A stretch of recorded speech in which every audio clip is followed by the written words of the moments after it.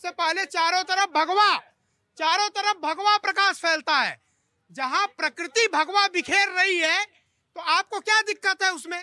कहाँ गए हमारे एके मिश्रा सर? कहाँ गए हमारे एके मिश्रा सर? कहाँ गए हमारे एके मिश्रा सर?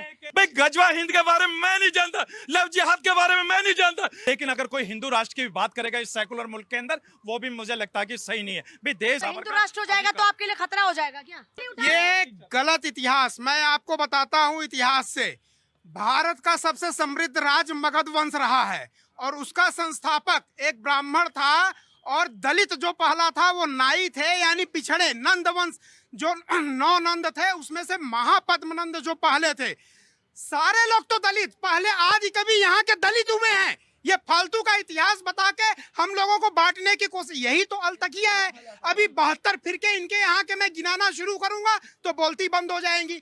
आप हिंदुस्तान की बात छोड़िए, सनातन की बात छोड़िए, अपने अंदर झांकिए। और रही बात शमा परवीन की, जिन गलियों में आबादी ज्यादा है बताइए आप खुल के, वहां पे जी सरिया चलेगा। जिस मोहल्ले में आबादी ज्यादा है वहां सरिया चल रहा है। और कानून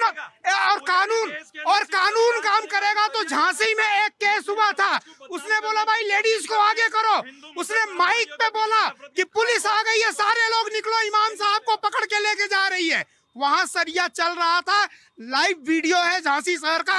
हाथ कंगन को आरसी क्या भाई गजवा हिंद के बारे में मैं नहीं जानता, लव जिहाद के बारे में मैं नहीं जानता। कहाँ गए हमारे एके मिश्रा सर? कहाँ गए हमारे एके मिश्रा सर?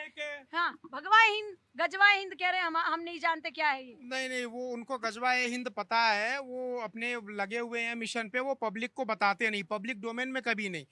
भगवा हिंद से क्या दिक्कत है? मैं बोलता हूँ भाई, आप मिट्टी से, किसी भी देश की मिट्टी हो, आप अरब की मिट्टी से वहां की खुशबू नहीं छीन सकते, तो भारत की मिट्टी से यहाँ की खुशबू छीनने की, यहाँ का जो रंग है भगवा, उसको छीनने की कोशिश क्यों कर रहे हैं?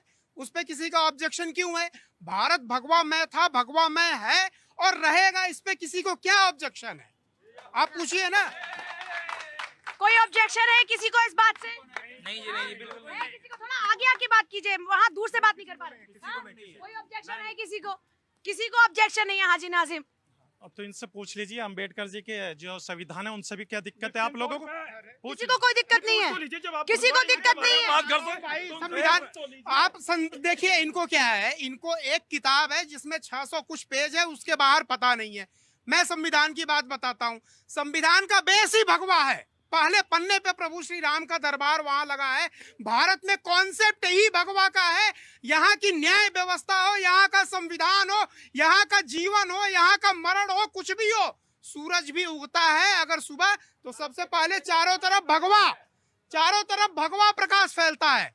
जहाँ प्रकृति भगवा बिखेर रही है तो आपको क्या दिक्कत है उसमें? हाँ, एक सेकंड, क्या कह रहे हैं मेरे भाई? आगे आगे। हाँ, अपने झंडे के तिरंगे के ऊपर सबसे पहला रंग ही भगवा है। हाँ, हरा भी है। हाँ, हरा तो नीचे है ना। हाँ। तो कहाँ कोई दिक्कत ही नहीं है। कोई दिक्कत ही नहीं है। हरे का देखिए, हरे का वो मतलब नहीं है जो लोग प्रचारित करते हैं।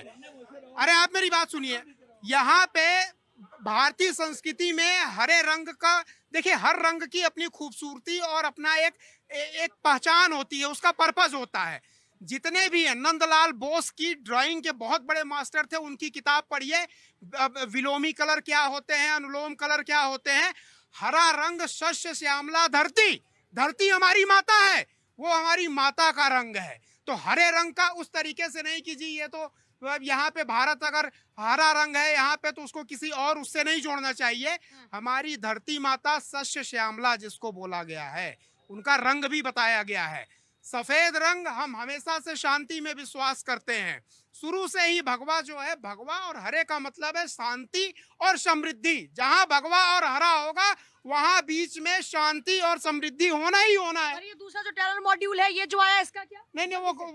वो अलतकैया है। उसमें रंग कुछ दिखाएंगे, करेंगे कुछ, लिखा कुछ और है, इंटरप्रिटेशन कुछ, टीवी पे सबसे बड़ा जो आपका मुद्दा है, जिहाद का अस्तित्व मानते हैं कि नहीं मानते? नहीं ये कहते हैं जिहाद जब इस्लाम पे खतरा आएगा, एक वहाँ पर थे कह रहे हैं, जब जिहाद इस्लाम पे खतरा आएगा तो जिहाद होगा। अब इस्लाम पे सुबह उठो तो खतरा आ रहा है, शाम को टीवी में डिबेट करते हुए खतरा। जहां अपना फायदा है खतरा नहीं। टीवी में डिबेट भी मना है, मीडिया ये सब चीजें मना है, बैंकिंग मना है।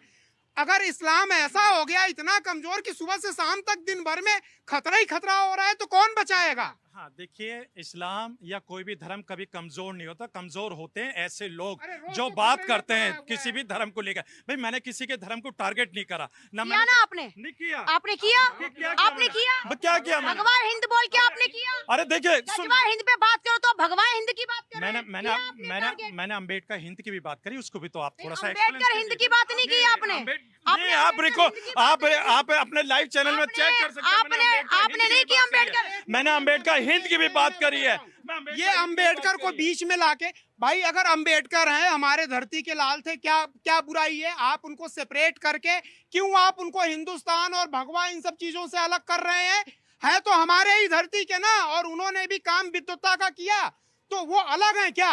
ये उकसाने वाले लोग कहाँ से आते हैं? ये जांच का विषय है। जांच का विषय क्यों है? क्या जांच नहीं जांच होनी का है? विषय क्यों है? ईडी या सीबीआई से जांच करवाएं क्या कि अम्बेडकर जी भगवा हिंद मानते थे या भगवा को मानते थे कि नहीं मानते देखिए, थे? ये गलत टिप्पणी है। डॉक्टर भीमराव अंबेडकर साहब के बारे में इस तरीके की टिप्पणी में बर्दाश्त नहीं कर सकता। नहीं, सुन लीजिए, अम्बेडकर साहब के ऊपर किसको शक है? नहीं, आपका जो कॉन्सेप्ट है, आपने बोला जांच का, अम्बेडकर साहब के ऊपर जांच किसको शक है? अम्बेडकर जी के ऊपर जो आप कैसी जांच करवाएंगे आप मुझे बताइए? नहीं, जांच करवाएंगे क्षमा परवीन नहीं, पर क्षमा अम्बेडकर नहीं, पर ही। ये अम्बेडकर जी को शक के घेरे से इनकी हिम्मत कैसे हो गई अम्बेडकर ये जी को? क्षमा परवीन पर सवाल पूछ रहे थे। हाँ जब आपके इस्लाम में अगर सबका, तो यह दलित जो लोगों ने गलत किया वो लोगों ने गलत किया, भगवान ने नहीं गलत किया। जिसके ऊपर आप उंगली उठा रहे हैं, सनातन के ऊपर आप खड़े होकर आप उंगली उठा रहे हैं। ये गलत इतिहास, मैं आपको बताता हूँ इतिहास से। भारत का सबसे समृद्ध राज्य मगध वंश रहा है और उसका संस्थापक एक ब्राह्मण था, और दलित जो पहला था वो नाई थे, यानी पिछड़े नंद वंश जो 9 नंद थे उसमें से महापद्मनंद जो पहले थे।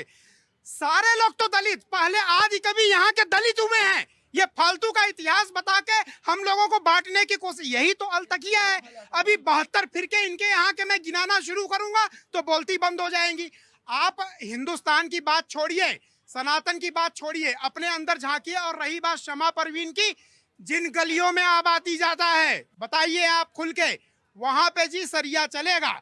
जिस मोहल्ले में आबादी ज्यादा है वहां सरिया चल रहा है, और कानून काम करेगा। तो झांसी में एक केस हुआ था, उसने बोला भाई लेडीज को आगे करो, उसने माइक पे बोला कि पुलिस आ गई है, सारे लोग निकलो, इमाम साहब को पकड़ के लेके जा रही है। वहां सरिया चल रहा था, लाइव वीडियो है झांसी शहर का। हाथ कंगन को आरसी क्या? हिंदू राष्ट्र देखिए, इनको हिंदी हिंदुस्तान में दिक्कतें हो गई, दौड़ कर आ गए। हिंदी हिंदुस्तान में दिक्कतें हैं आपको। भाई मैं तो फख्र महसूस करता हूँ, मैं तो फख्र महसूस करता हूँ अपनी हिंदी पे, मैं तो फख्र महसूस करता हूँ। परेशान लेकिन क्यों ये हो गए? बता दीजिए महाराज, हिंदी और मराठी को बांटने लगे हैं, इनको समझाइए। हिंदी और मराठी सहोदर हैं, भाई हैं। सारी भाषाएं 300 से ज्यादा यहाँ रीजनल आप लैंग्वेज हिंदुस्तानी है कि नहीं है? हाँ